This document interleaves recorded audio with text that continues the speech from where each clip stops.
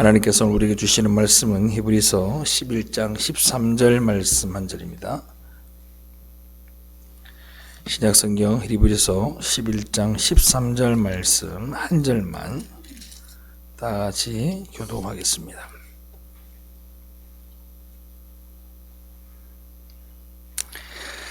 다 같이 봉독합니다. 시작. 이 사람들은 다 믿음을 따라 죽었으며 약속을 받지 못하였으되 그것들을 멀리서 보고 환영하며 또 땅에서는 외국인과 나그네임을 증언하였으니 아멘.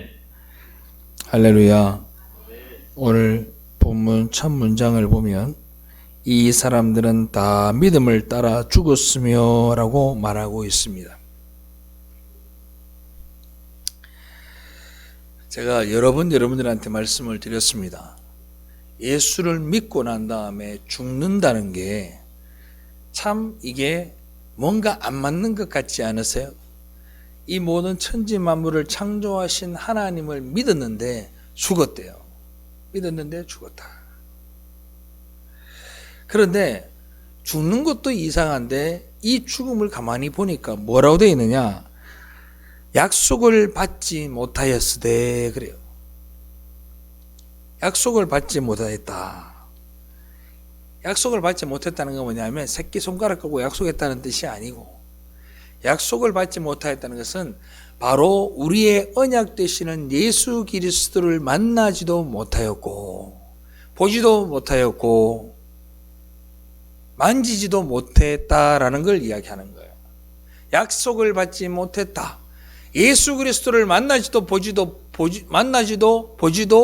느껴보지도 못하고 그가 하시는 모든 것들을 경험하지도 못했는데 어떻게 했다고요? 죽어버렸다.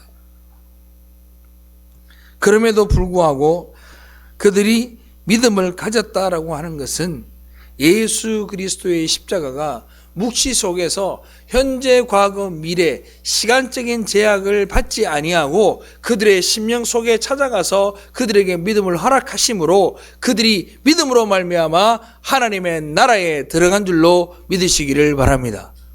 그게 바로 믿음의 조상들의 한 일이라는 거예요. 아벨도 그러하고 에녹도 그러하고 아브라함도 그러하고 사라도 마찬가지.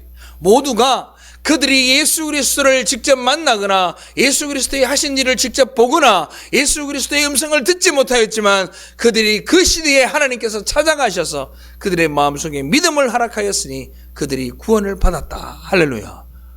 놀랍지 않으세요? 하나님의 구원은요, 시 공간을 초월한 묵시 속에서 이미 이루어진 거라고. 할렐루야. 그래서 제가 여러분들한테 매번 반복적으로 이야기하잖아. 예수를 우리가 믿으면 이미 여러분들은 구원 받은 줄로 믿으시기 바랍니다. 완료된 거라고. 완료. 우리의 구원은 이미 완료된 거예요. 십자가의 능력은 하나님의 능력과 동일한 것입니다. 그래서 모든 시간에 간섭하실 수 있으며 모든 시간 속에서 역사하실 수 있는 것이 바로 십자가의 능력입니다. 이 말을 히브리서는 너무너무 하고 싶었던 거예요. 히브리서 기자는. 왜? 이 글을 읽는 대상이 누구라 그랬죠? 히브리인들이라 그랬어요. 그들의 머릿속에는 뭐냐 하면 내가 이 땅에서 살아가면서 내가 율법을 지키고 내가 선한 행위를 해야 구원받는다는 생각이 꽉 차 있는데 그게 아니라는 걸 이야기해 주고 싶었던 거예요. 그래서 약속을 받지 못하였으되, 우리가 예수 믿는 것도 마찬가지지 않아요? 여러분들 골고다 언덕 가보셨어요? 예루살렘에 가보셨어요? 예수님이 보리떡 5개와 물고기 2마리로 5,000명 먹이는 거 보셨어요? 나사로를 살리는 예수 그리스도를 보셨어? 십자가에 달리셔서 피를 철철 흘리시면서 머리에 가시면령관을 쓰고 계시는 그 예수님을 여러분들이 보았냐고요? 여기 계시는 누구도 그 모습을 보지 못했습니다.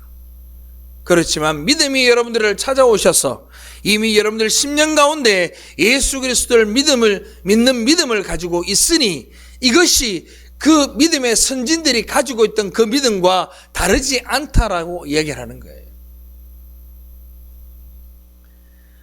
오늘날 사람들이 이야기를 합니다.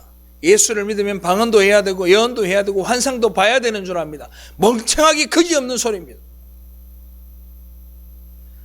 우리는 그런 오감으로 느낄 수 있는 것들로 예수를 믿는 게 아닙니다. 여러분들이 갖고 있는 믿음은 주님이 찾아오셔서 여러분들의 심령을 두드리셨기 때문에 우리가 믿음을 가질 수 있는 것을 여러분들이 믿으시기를 바라요. 여러분들이 무슨 공로가 있어서, 여러분들이 무슨 예수를 믿을 만한 근거가 있어서 여러분들이 예수를 믿겠냐고요. 우리가 묵시 속에 완료가 되어 있다는 이 현실을 은혜와 긍휼, 사랑, 하나님의 사랑으로 받아들이고 있는 그런 사람들이 바로 저와 여러분들이에요. 반면에 그렇지 아니하고 구원을 아직도 이루어지지 않은 것으로 생각하고 우리가 죽고 난 다음에 천국에 들어갈 그때서야 비록 구원이 완료된다고 믿는 사람들은 어떻게 합니까? 이 땅에서 성화를 이루어가서 이 땅에서 뭔가 도덕적이고 윤리적이고 뭔가 율법을 좀 더 많이 지켜야 내가 구원받을 수 있다고 생각하는 그것은 신앙생활이 아닙니다. 그렇게 하면 하나님의 나라로 향해 간다라고 생각하는 그런 사람의 신앙과 여러분들의 신앙은 완전히 다른 거예요. 성경에서 이야기하는 신앙과는 완전히 다른 거예요. 그럼 여러분들이 마음속에 이렇게 생각합니다. 그러면 이미 구원이 완료됐으니까 막 살아도 된다? 아니요. 믿으면요 막 살 수가 없어요. 막 살 수가 없는 거야. 선악과를 따먹고 이 세상에 내던져진 우리 인간들은 반드시 인간들의 가능성과 발전과 성숙과 나음과 효율성을 위해 걸어갈 수밖에 없습니다. 삶도 거룩도 모두 짐입니다.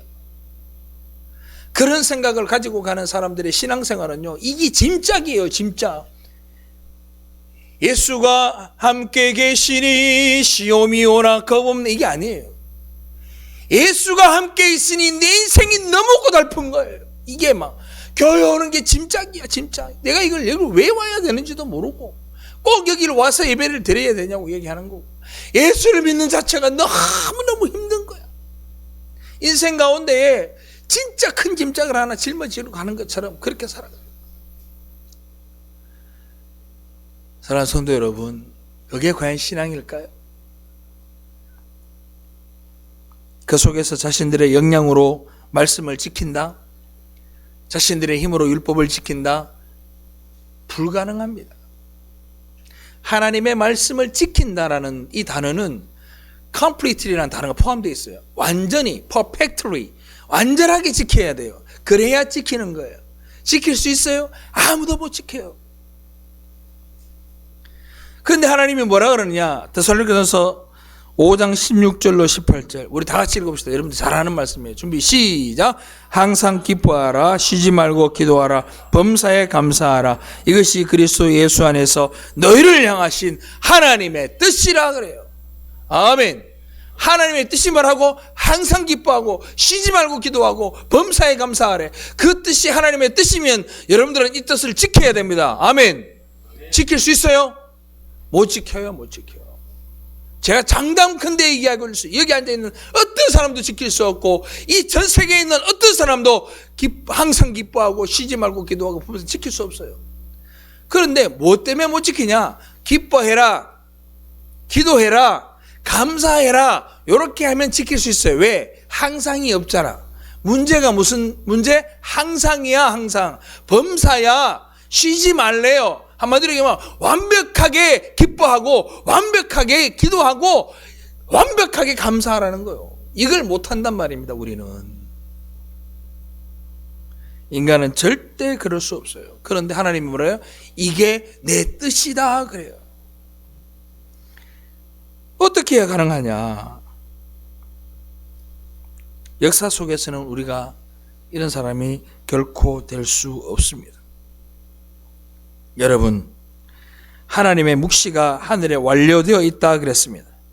하나님의 나라가 완료되었다라는 게 여러분들이 점점 믿어지게 되면 그 어떤 상황과 사건이 여러분들에게 닥친다 할지라도 하하호 감정적으로 기뻐하고 감정적으로 감사하고 감정적으로 기도할 수는 없어도 그런 모든 어려움이 닥쳐올 때 따라합시다. 아, 그렇구나. 이 신앙의 고백이 나오게 된다고요. 감정으로는 기뻐하지 않을 수 있지만 내 믿음이 내 안에서 그걸 기쁨으로 이해시켜 준다고요. 그래, 맞아. 이렇게 아픈 것도 다 하나님이 나를 구원하시고 나를 끌어가시기 위해서 나를 이렇게 연단하시는 거구나. 아, 그렇구나. 주님 감사합니다 라고 하게 된다고. 아멘. 완료된 구원이 궁극적인 기쁨을 우리한테 이렇게 줌으로써 우리는 항상 기뻐하게 되는 역사를 이 땅에서 경험하게 되는 거예요. 할렐루야. 그리고 때때로 어려움을 당하게 되면 이런 기도를 하게 됩니다.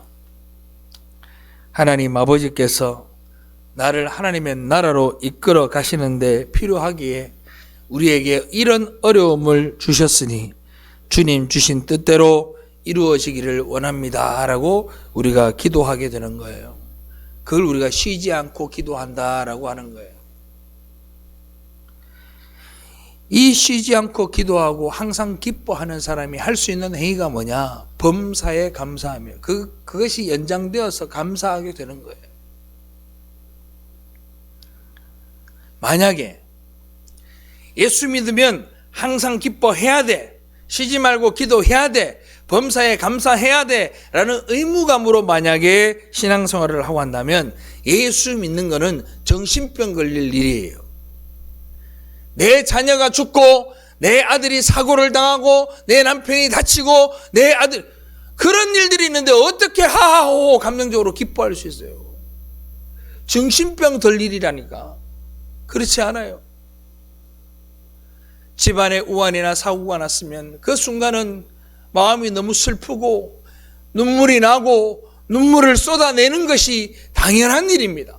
그러나 그 어려움 가운데 최종적으로 그 사건들로 인해 맺혀지는 열매가 하나님 앞에 기쁨과 기도와 감사의 열매를 맺게 된다는 거예요. 그게 누구에게만 가능한 일이라고? 예수 믿는 자들에게만 가능한 일입니다. 할렐루야. 예수 믿는 자에게만 가능한.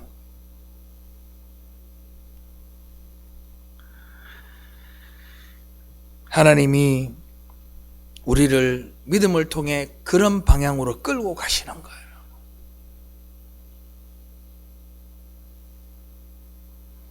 이 땅에서 점점점 이렇게 죽어가면 죽어갈수록 나 자신이 내 육신과 내 육신이 만들어내는 어떤 일들에 대해서 경멸하기 시작합니다.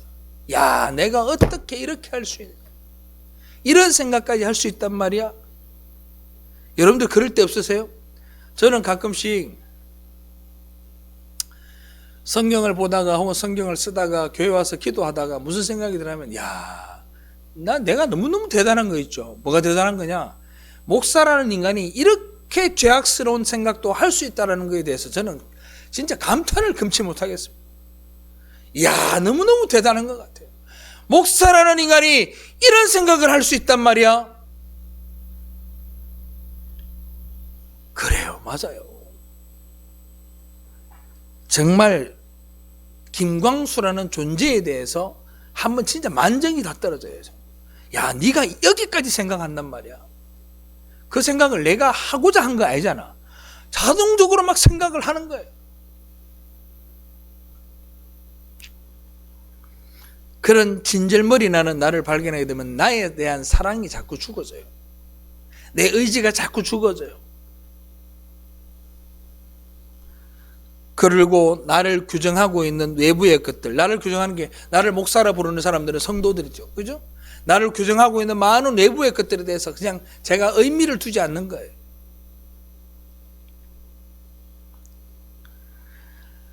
그리고 거기에 목숨 걸지 않아요. 여러분들, 목사들이 갖고 있는 공통적으로 가지고 있는 게 하나 있어요. 그게 뭐냐? 자존심이에요. 자존심. 그래갖고 코너에 몰리면 이 목사들이 뭐라고 얘기하냐? 내가 목사인데 거짓말 하겠어요. 이렇게 얘기해요. 그게 뭐냐? 외부에서 규정하는 걸 지키기 위해서 우리는 발악을 하는 거예요. 발악을 하는 거예요. 그거 목숨 걸 거 아니에요. 우리를 규정할 수 있는 건 딱 하나예요. 하나님 앞에 섰을 때 우리는 뭐다? 죄인이다. 거기에 목사도 없고 장로도 없고 권사도 없어요. 그런데 교회 내에서 우리는 얼마나 시건방을 떨어가는지 몰라요. 교만하게 그지없어요. 그런 변화들이 내게 계속 일어나다 보면 우리가 최종적으로 뭐라고 얘기하느냐? 죄 많은 이 세상에서 나는 뭐다? 외국인이고 나그네다 라는 결론을 맺게 되는 거예요. 인생에서 내 삶은 뭐라고? 나그네다. 나그네. 오늘 본문이 말하는 게 바로 그거예요. 하나님이 부르시고 믿음을 주신 모든 성도는 그렇게 만들어 가지는 겁니다. 나는 그렇게 나그네구나.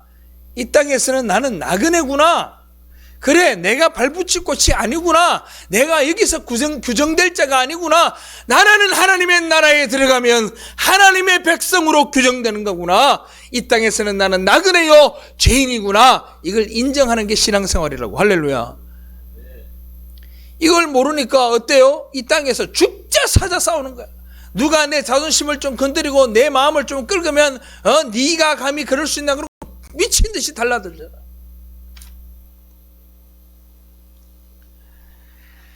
달라들면 똑같아지는 거예요. 내버려 두세요, 그냥. 우리가 그걸 깨달아야 된다는 게 오늘 우리 본문이 주는 메시지예요. 나그네다, 외국인이다, 이걸 고백하는 거예요.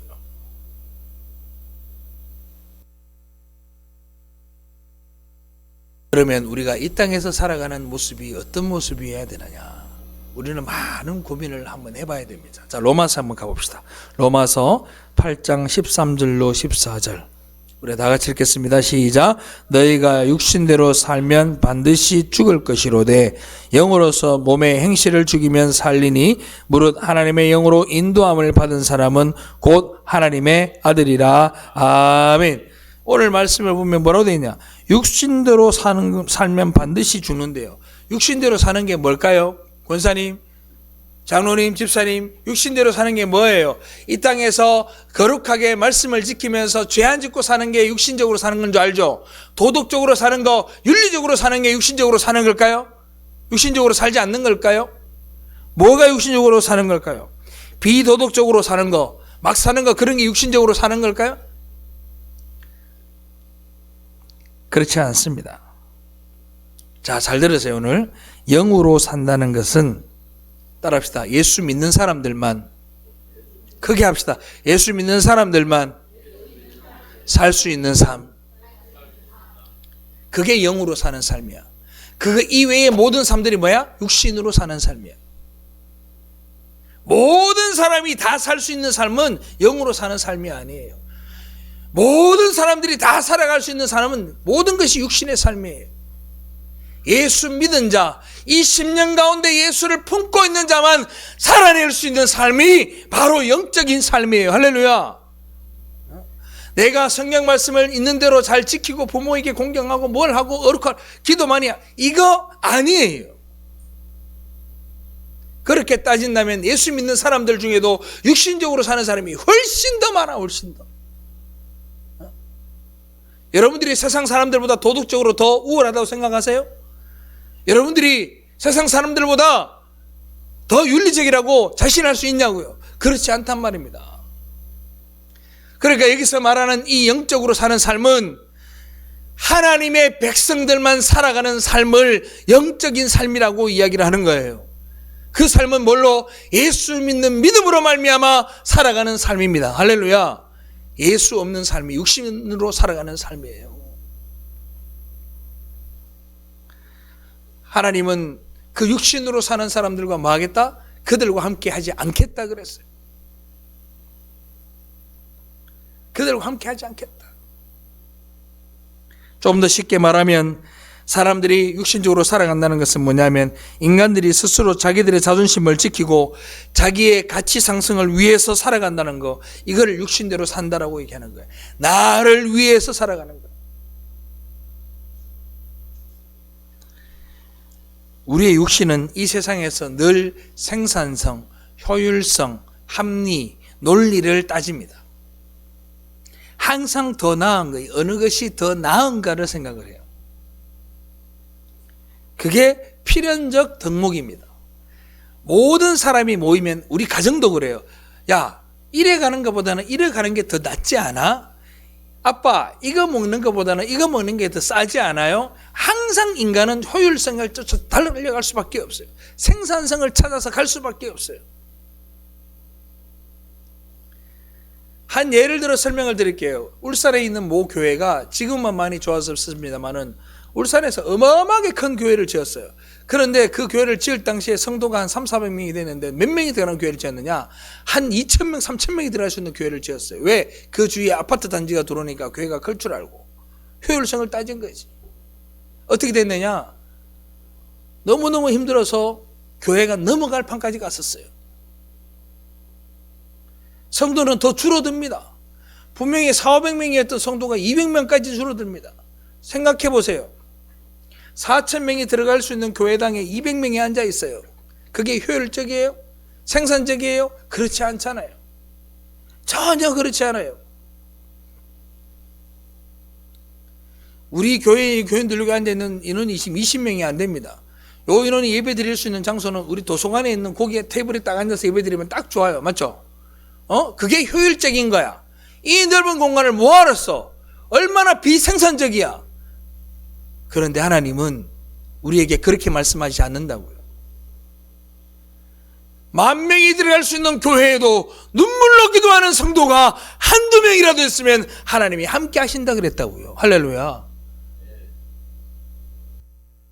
100명이 들어가는 교회에 밖에 3,000명이 줄 서서 땡볕살이에 있어도 하나님이 그걸 효율성과 생산성으로 보지 않으시고 그들의 중심을 보시고 그 예배를 받으신단 말입니다.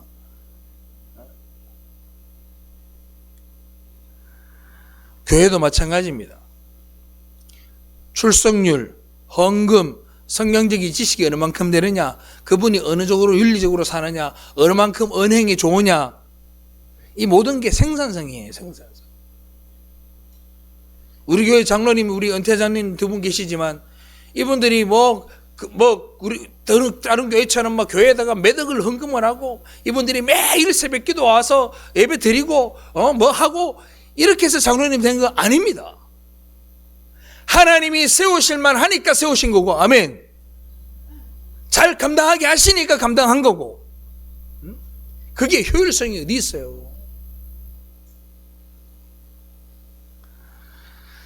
애굽에 있는 이스라엘 백성에게 하나님의 사자를 보내서 뭐라고 이야기를 합니까?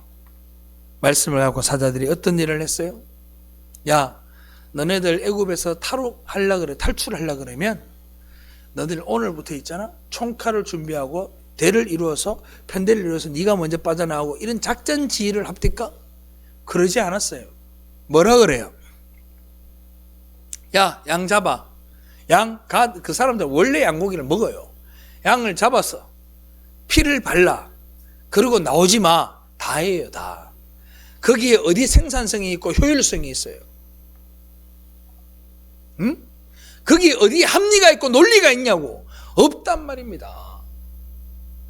그냥 하나님이 그런 거야. 야, 내가 너네들 도저히 여기서 빠져나갈 수 없지만 내가 이 피로 말미암아, 어린 양의 피, 예수 그리스도의 피로 말미암아 너희들의 모든 죄를 다 가려줄게. 그로 말미암아 너희들은 살게 될 거야.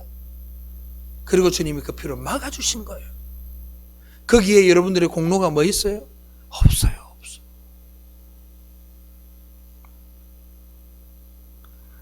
성경을 보면 처음부터 끝까지 이런 이야기예요. 이걸 우리가 깨달아야 됩니다. 도저히 불가능한 존재였던 내가 아무리 봐도 탈출할 수 없고 영원히 거기에서 목매달고 살 수밖에 없는 우리들에게 예수 그리스도의 십자가로 말미암아 그 보혈로 말미암아 가리워 주심으로 우리가 거기서 구원받을 수 있게 된 거예요. 할렐루야. 사도 바울을 한번 볼까요? 사도 바울이 어떤 사람입니까? 가말리엘 문화생이었습니다.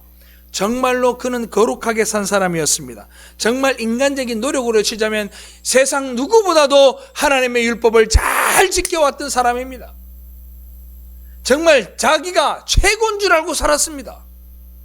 그러다가 성령이 개입하면서 바울이 AD 35년경에 예수를 만났습니다. 근데 이 사람이 언제 죽었느냐? AD 67년에 죽었습니다.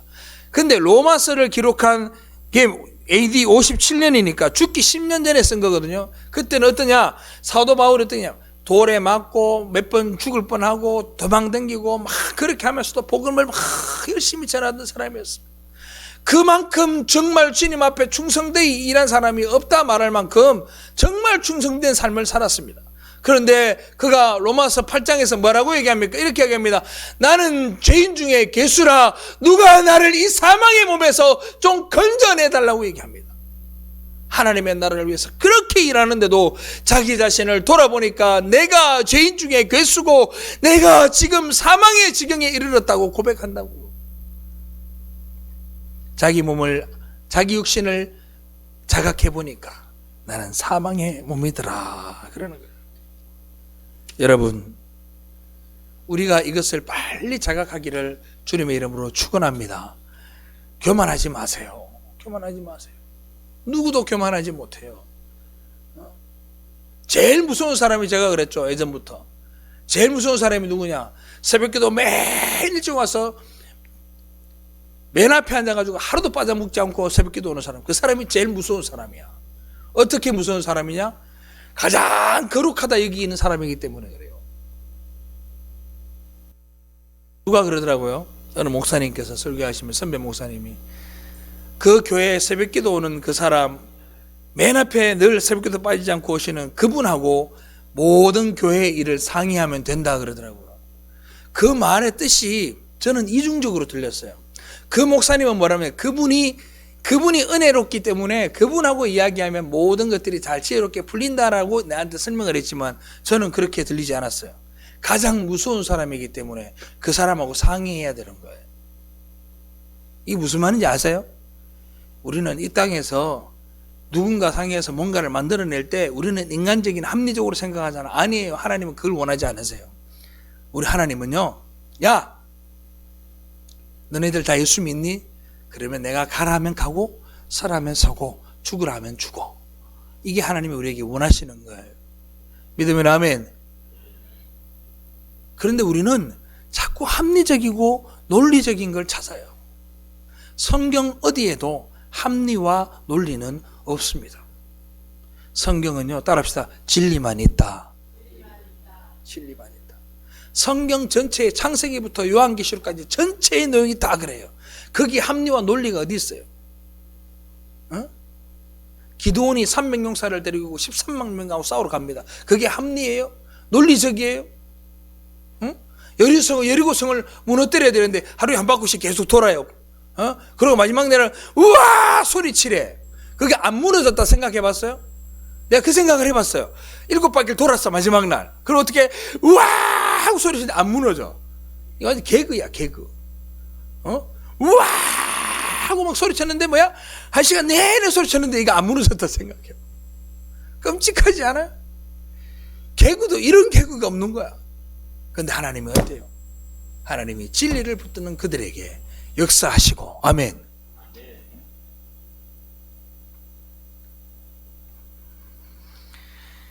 사랑하는 성도 여러분, 믿음이나 성숙은 우리가 사유할 수 있는 게 아닙니다. 예수 그리스도가 내 안에서 행하고 예수 그리스도가 내 안에서 사시는 거, 그걸 우리가 신앙생활이라고 하는 거예요. 거기에 포커스를 맞춰야 돼. 거기에 집중해야 돼. 그렇게 되면요, 내 안에서 막 뭐가 나오느냐? 뭔가 주님을 위해서 기쁘게 할 수 있는 것들을 찾습니다. 나를 위한 것이 아니고 제가 어제 스리랑카에 있는 아요미라고 이름들 아시죠? 통화를 하고 그랬더니 목사님 한국에 한번 들어오려고 한다 그래. 내가 오냐 그래 초도장을 보내줄게 그랬더니 나도 모르게 그런 거예요. 무슨 배짱인지는 몰라도 야 올 때 거기에 교회 헌당할 수 있는 곳 하나 알아봐 그랬어요.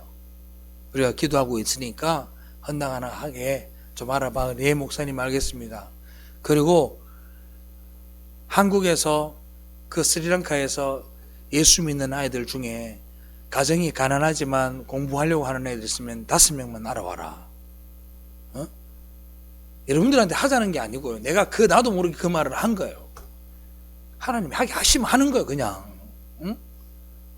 거기에 무슨 합리가 있어요. 그래, 우리 집 사람한테 내가 제일 많이 들은 이야기가 있어요. 우리 집 사람이나 주위의 사람들이. 뭐냐면, 너무 즉흥적이래. 즉흥적이래요. 내가 그래서 지금 생각하면 처음에 들었을 때는 예전에 들을 때는 기분이 별로였거든. 뭘 자꾸 즉흥적이래. 즉흥적이지. 근데 지금은요 즉흥적이면 은혜로 받아요. 즉흥적이는. 하나님은 계획적이지 않아요. 사랑하는 성도 여러분, 우리가 가끔 잘하다가도 푹 넘어지게 하고 잘하다가도 푹 넘어지게 하고 하는 건 하나님이 우리를 통해 듣고 싶은 영광이 있는 거예요. 뭐야? 하나님, 내가 아니고 당신이 하셨습니다. 할렐루야. 그 고백을 주님이 원하시는 거예요. 그게 하나님께 영광 돌리는 거잖아요. 아멘입니까? 내가 한 게 아니고 하나님이 하신 거예요. 요한복음 8장에 보면 누가 나오냐면 가늠한 여인이 잡혀와요. 누구한테? 바리새인하고 서기관한테 잡혀서 옵니다. 와서 뭐라 그러냐? 선생님이요, 이 여자가 가늠하다가 현장에서 잡혔습니다. 그래요. 끌다 놓고 모세가 말하기를 이런 가늠한 여자는 돌로 쳐 죽이라 했는데 선생은 어떻게 하겠습니까? 라고 시험하는 거죠. 그때 주님이 어떻게 해요? 땅바닥에 딱 앉으셔가지고는 다 글을 씁니다. 죄 없는 자는 돌로 쳐라. 그래요. 돌로 쳤어요? 못 쳤어요? 바리새인과 서기관에 잡혀왔지만 그 주위에 있던 어린아이부터 어른까지 아무도 짱돌 들고 던지질 못했습니다. 그리고 그들이 다 떠났습니다. 누구만 남았어? 예수 그리스도와 가늠한 여인만 남아 있었습니다. 주님이 그렇게 말씀하세요. 앞으로는 죄를 짓지 마라. 그럽니다. 사랑하는 성도 여러분, 하나님은 우리를 어떻게 구원하냐? 우리의 죄가 폭로되게 하시는 거예요. 우리의 죄가 다 까발려지게 만들어요. 그리고 그 죄를 사해 주신다고. 할렐루야. 바리새인과 서기관들은 자기의 자존심을 지키기 위해서, 자기의 체면을 지키기 위해서 그 자리를 떠났지만 죄 지은 그 여자는 자기의 죄가 다 까발려지고 자기가 가늠한 것이 세상에 다 알려졌지만 주님의 말씀으로 인하여 그가 구원받은 줄로 믿으시기 바랍니다. 우리의 구원은 그런 거예요. 다 까발려지는 거예요. 그냥. 그래서 예수를 믿고 나면 내가 죄인인 걸 깨닫고 눈물이 흘리지 않을 수가 없는 거예요. 날마다 주님 앞에 내가 죄인입니다. 내가 죄인입니다. 주님 맞아요. 내가 죄인입니다. 고백한다.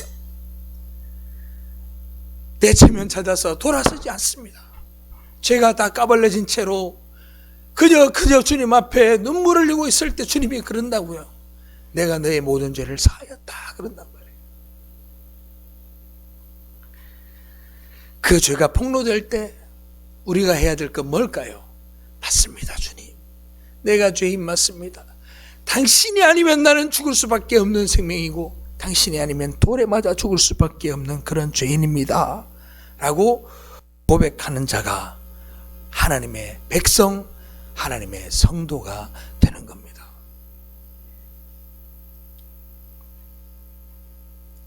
그러면 구원받지 못할 명확한 자가 누구냐? 바로 바리새인과 서기관이 했던 것처럼 정죄하고 참소하고 고소하는 자입니다. 죄가 폭로되고 그 죄를 고백하고 하나님 앞에 당신만이 나의 구주라고 고백하는 자가 의로운 자고 그 죄를 밝히 드러내고 그 죄를 참소하고 그 죄를 정죄하는 자가 지옥 갈 자라는 걸 성경은 우리에게 이야기하는 거예요. 사랑하는 성도 여러분, 간음이라고 이야기하면 우리는 뭐냐 하면 다른 여자랑 다른 남자랑 자는 걸 간음이라고 생각합니다. 아닙니다. 궁극적인 간음은 하나님 이외에 사랑하는 모든 것들을 사랑하는 자가 간음한, 육신의 간음보다 더 무서운 것이 하나님을 사랑하지 아니하고 다른 신을 사랑하고 나를 사랑하는 자가 바로 마귀요 지옥 갈 자라는 것을 여러분들이 기억할 수 있기를 바랍니다. 하나님이 우리한테 뭐라 그래요? 내 앞에서 다른 신을 섬기지 말라 그랬어요. 그 말은 무슨 말인지 따라합시다. 나를 사랑하지 말자. 이걸 우리가 고백하게 만드는 거예요. 하나님 우리한테 너 네 자신을 사랑하지 마. 네 자신을 사랑하지 마. 하나님은 머리카락까지 세시고 있다고 합니다.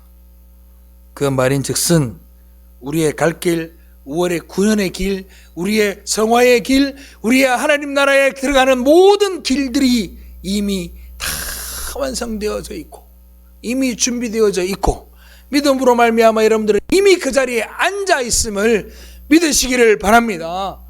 완료됐다고 이미 구원을 받았단 말이에요. 예수 믿으면. 이 세상은요 확정되어 있지 않아요. 계속해서 변화합니다. 변화한다라는 말을 다른 말로 우리는 뭐냐면 따라합시다. 흐른다. 물이 흘러요. 그러면 내가 본 물, 내가 지금 만진 물은 그 자리에 없습니다. 시간도 마찬가지입니다. 시간도 흐른다라고 얘기하죠. 지금 우리가 이 순간의 시간들은 그 시간을 다시 우리가 체험할 수 없습니다. 역사는 그 시간 안에서 움직이는 거예요. 그렇기 때문에 그 역사 안에서 영원한 것을 찾을 수 있나요? 절대로 찾을 수 없습니다. 영원한 건 하나님 나라밖에 없습니다. 할렐루야. 여기서만 하나님 나라에서만 존재라는 단어를 쓸 수 있는 거예요. 존재라고 하는 것은 변함이 없어야 됩니다. 삭제되지 않아야 됩니다. 하나님 나라에서만 존재라는 진정한 의미의 존재를 우리가 만들 수 있고 그것을 우리가 지금은 뭐라고 얘기하느냐? 영원한 존재라고 얘기를 하는 거예요. 그런데 하나님 나라에 들어가면 거기서는 영원한 존재가 아니라 하나님 나라에서는 영원해야만 존재라고 인정받는단 말입니다. 세상에 이 변화, 이 모든 건 흐르는 거고 변합니다. 그 근사함에 속지 마시기를 바랍니다. 세상의 편리함과 달콤함과 유혹들에 넘어가지 말기를 바랍니다.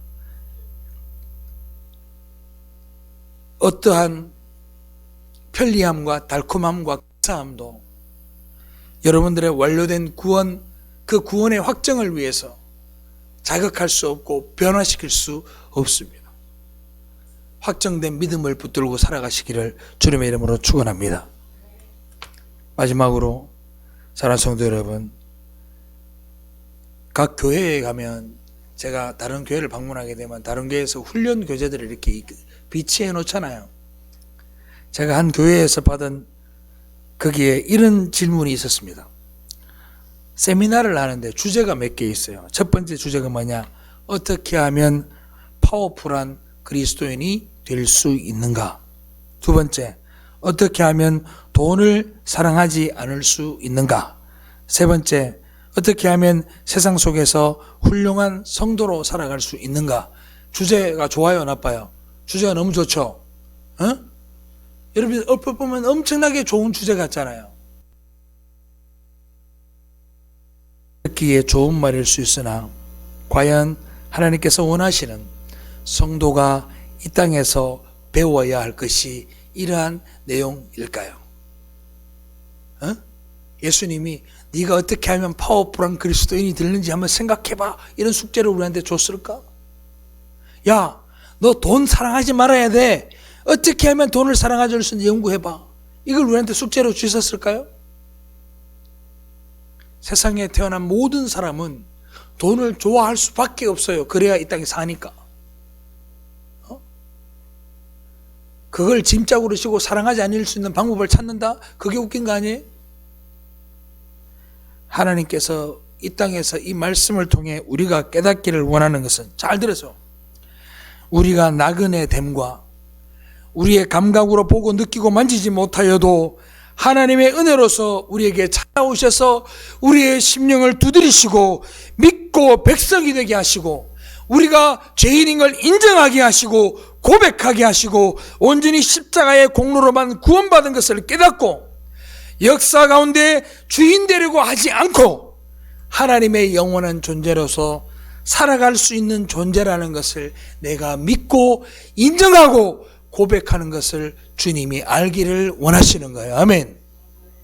여러분들이 그걸 알았으면 세상의 그 어떤 석박사보다 귀한 지식을 여러분들이 가지고 있는 거예요. TV를 봐봐요. 얼마나 말 잘하는 사람이 많은지 몰라요.